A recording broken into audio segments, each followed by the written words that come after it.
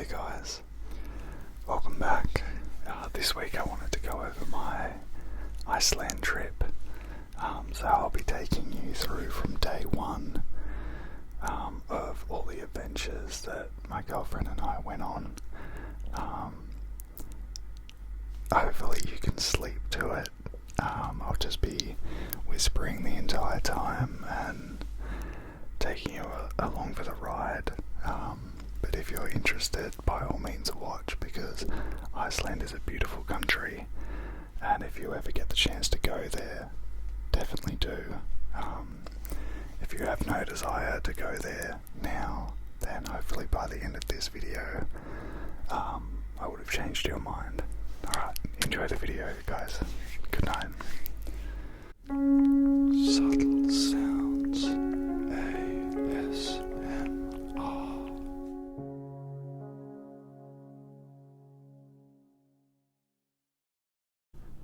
So on the 30th of August, that's a Friday, we set out from Sydney Airport and took all of our camera equipment with us because Iceland is beautiful. We also had a trip to England as well, as a little stopover before we went on to Iceland. We saw some squirrels, which was awesome. We were just walking down the street and there was this little guy. He had a little pine nut or something. He was pretty happy. We saw a bunch of museums, which was awesome. We saw the Rosetta Stone, which was absolutely incredible. I really like these museums. That guy right there, I want to look like that when I'm 65. But there was lots of cute little sculptures and jewellery, and yeah, it was a lot of fun walking around that museum. We had a great time. Then we also had a day trip to Paris, which is called the Eurostar across, which is the most incredible thing. Like, I live in Australia, so it's one big island, but in Europe you can just get a train to another country, which is really cool. We're just scooting around on those scooters, which was so much fun. Then we had a little picnic with berries and champagne right under the Eiffel Tower. That was so much fun. More galleries while we were in England. This was the Tate Modern. It's a lot of fun going around that gallery. There's a lot of interactive works.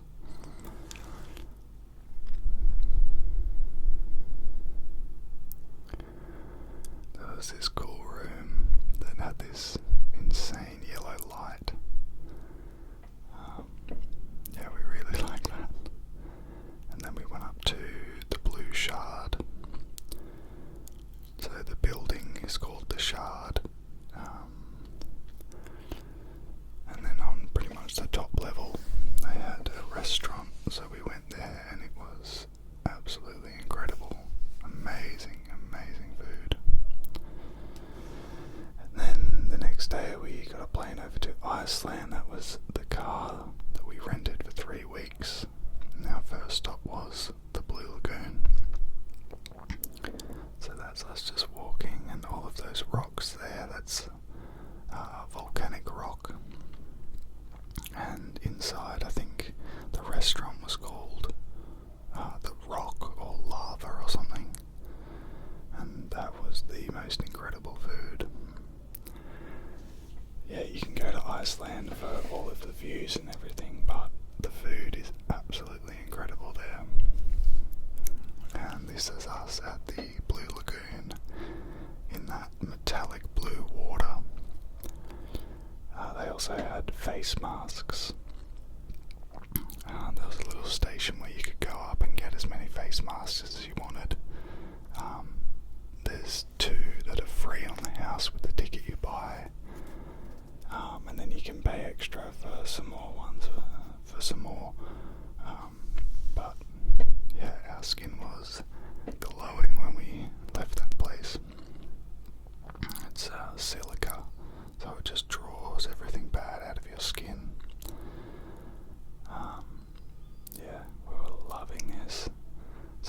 outside temperature was about 5 degrees and the water temperature was about 40 degrees. But because it's naturally warmed by the volcanic activity underneath, sometimes it would be warmer, up to 50 degrees. Now this place here was really cool.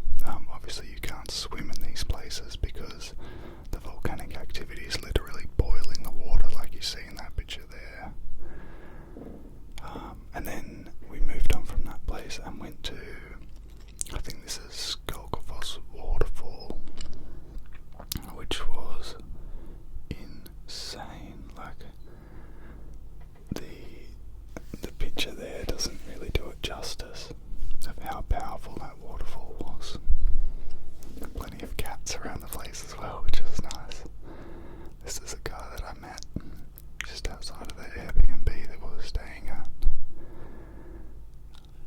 He loved me so much and he was scared of everyone else, kept coming up to me.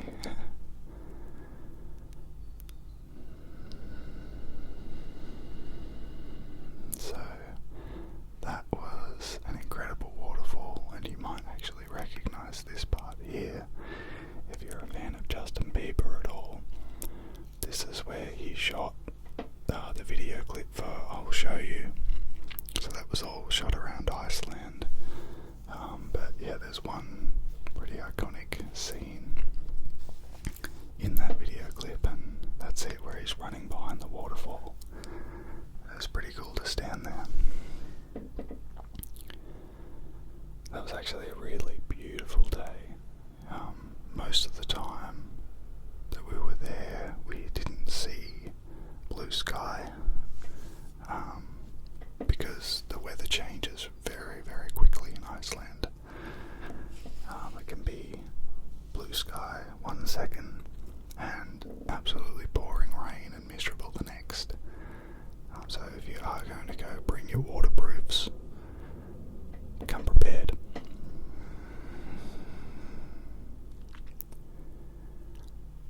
This was another waterfall. I'm not sure of the name, but that was really intense, that one. As you can see there on my face, I was struggling a bit. The wind was insane,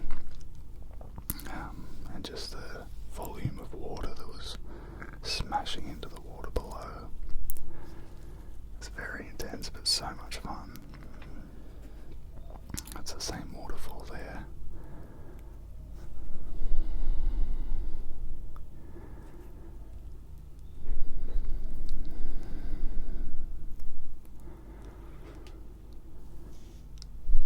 Now, I don't know if you be able to see it, but places up on these mountains, there's sheep.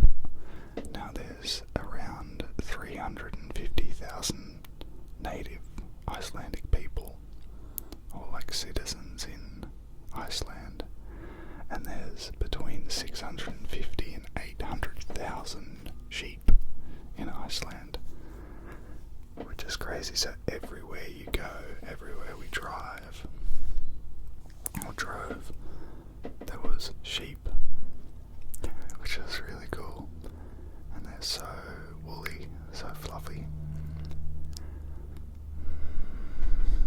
So that shot of the stairs that you saw before, we walked all the way up there, and then we're right at the top of the waterfall. It's an amazing view. Again, from the top there, just like smaller waterfalls streaming down. And a lot of these waterfalls are formed because of glaciers. They form valleys because they carve through the volcanic rock, and then the water, there's a lot of water runoff from the melting glaciers, which isn't good. Global warming is melting all of the glaciers in Iceland, and in 30 years or so, 30 to 60 years, they might not even be there. So travel there as soon as you can. Spread awareness about it. Anyway, this is the black sand beach, which was incredible. We walked along here for what felt like an eternity, and we went to this beach, which was really, really cool. And they had an abandoned and crashed aeroplane, which is very iconic in Iceland. And it was just open to the public, so you could climb inside it as long as you were being respectful and weren't damaging anything. And we got a bunch of pictures, which was really nice. Yeah, that's me in there. That's the abandoned. I think it went down in about World War II.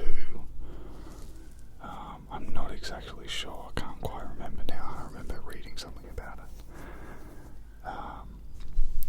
Anyway, the next day we went to this amazing glacier. Now, as I was saying before, they're melting. These used to be a bit bigger, but my goodness, they're still absolutely incredible. Yeah, it was breathtaking while we were there.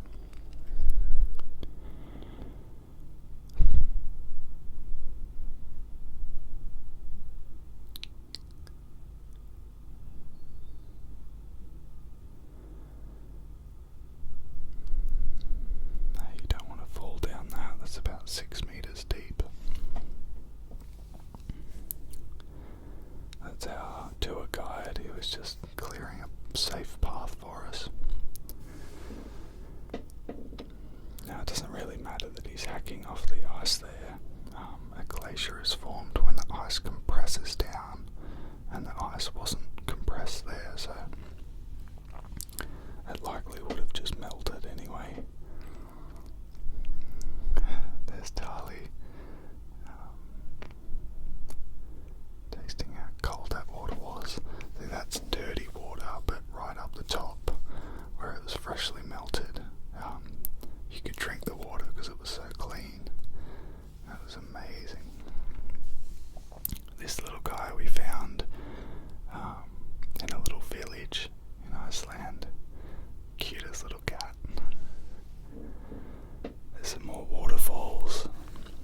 So we drove for 3 weeks around the whole island, and there's just waterfalls everywhere.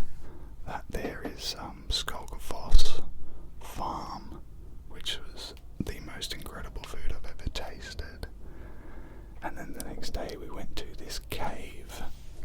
It was an ice cave tour, and inside there was stalagmites, stalactites. It was about -2 degrees in the cave, so it was absolutely freezing, but we didn't even notice because we were running on adrenaline. This place was insane. These were the sound sculptures, and I've turned the sound off because I was being pretty loud, but it was so incredibly echoey in there, so I was having a lot of fun singing and stuff in there. Now, all of the trees you see here are planted because trees really do struggle to grow in the harsh climate in Iceland. So this was a planted forest, and we just adventured through there, saw all of the waterfalls. This is an elephant, shaped like an elephant. I'm blanking on the name of this as well, but absolutely beautiful that was. It was incredibly windy that day, so we were rugged up. But yeah, we had so much fun that day. And then we went on an Arctic fox tour, and unfortunately we didn't actually, we did see some Arctic foxes, but they were very, very far away. But the island was just so beautiful that we didn't mind. You know, there were all those red bushes you see there, that is wild blueberries. So we were making the most of that and just stuffing our faces with blueberries. And and they don't taste like blueberries that you get in the supermarket. They were smaller and much sweeter. So we just sat there for hours just eating and eating and eating. Look at that. Look at the colour of those bushes. I tell you. Oh, that was just the best day ever. And it was good as well. We were expecting really bad weather, but we didn't really get rained on at all. I mean, I think it's sprinkling a little bit there, but we had our waterproofs on, so we really didn't notice.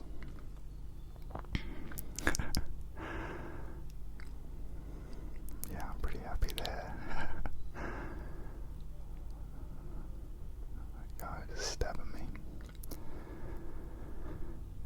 Yeah, this island, there was about 500 people that lived in Iceland back in the 1500s, and a lot of people had settled on the main island, or the main country of Iceland, and the 500 people that lived just outside on this island were all put in a vote. Either they were all going to stay if the majority was to stay, or they were all going to go if the majority was to go, and they all left that island. So there were a lot of abandoned houses around there,